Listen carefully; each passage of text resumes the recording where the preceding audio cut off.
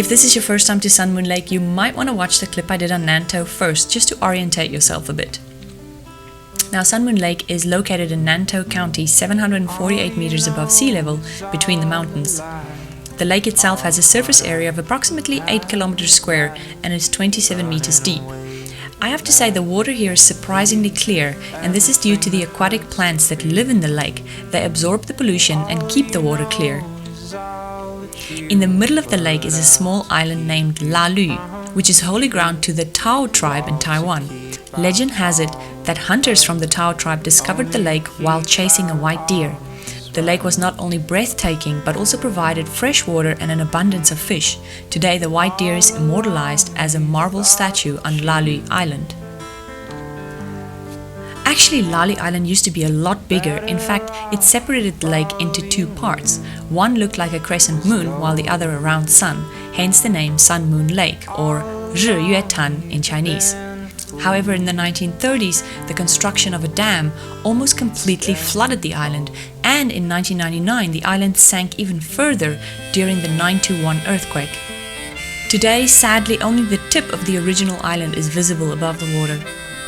There's also an awesome footpath that runs around the lake with lots of lookout points, and on each of these lookout points there are information boards with tons of information about the lake and the area. I took my camera with on the second morning and recorded 15 minutes of my walk around the lake, which you can see on my blog page.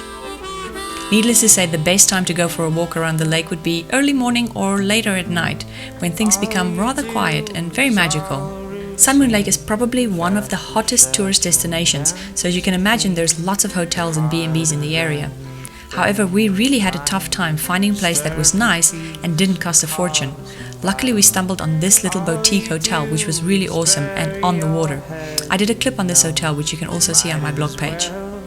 So our hotel was right next to the main boat docking area, where boatloads of tourists departed from every few minutes.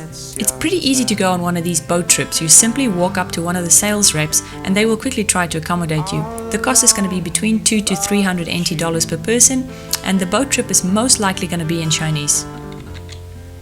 If you're like me and you're not big on boats, you can also just sit and relax at one of the cafes overlooking the water and indulge in a nice plate of fried food, waffles or coffee. Behind the boat docking area is a little town set up with a bunch of souvenir shops, a couple of little Chinese food restaurants, a 7-Eleven and a Starbucks, and a little breakfast shop that stays open until noon every day. If you're looking for something a bit more fancy, there's a couple of really high-end hotels with both Chinese and Western-style buffet or a la carte menus.